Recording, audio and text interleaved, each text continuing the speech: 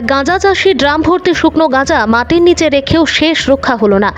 গোপন সংবাদের ভিত্তিতে মঙ্গলবার বিকেলে মেলাঘর থানার পুলিশ ও কেন্দ্রীয় আধা সামরিক বাহিনীর জওয়ানরা রামপদপাড়া এডিসি এলাকার চৈত্রমোহন দেববর্মার বাড়িতে অভিযান চালিয়ে মাটির নিচ থেকে কয়েকটি ড্রাম ও ঘরে থাকা কয়েকটি বস্তায় আনুমানিক 240 কেজি শুকনো গাঁজা উদ্ধারসহ বাড়ির মালিক চৈত্রমোহন দেববর্মাকে আটক করে থানায় নিয়ে আসে।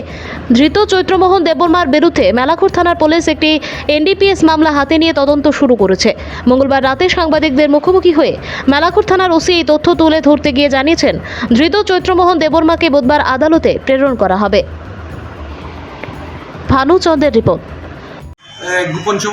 গোপন খবরের ভিত্তিতে আজকে আমরা বিশাল পুলিশ এবং সিআরপিএফ এবং ম্যান স্টাফ নিয়ে রামপদপাড়া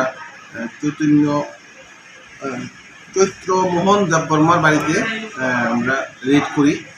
সন্দেহজনকভাবে এখানে গাঁজা মজুদ রাখা আছে বলে রেড করার পর আমরা বাড়ির ভিতরে মাটির নিচ থেকে প্রচুর পরিমাণে ড্রাই গাঞ্জা উদ্ধার করি।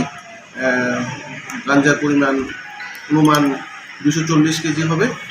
তারপর বাড়ির মালিক চৈত্রমোহন দেববর্মাকে আমরা তার বাড়ি থেকে অ্যারেস্ট করি এবং একটা স্পেসিফিক কেস চৈত্রমোহন দেববর্মার এগেনস্টে আমরা নিই এবং তদন্ত শুরু করি।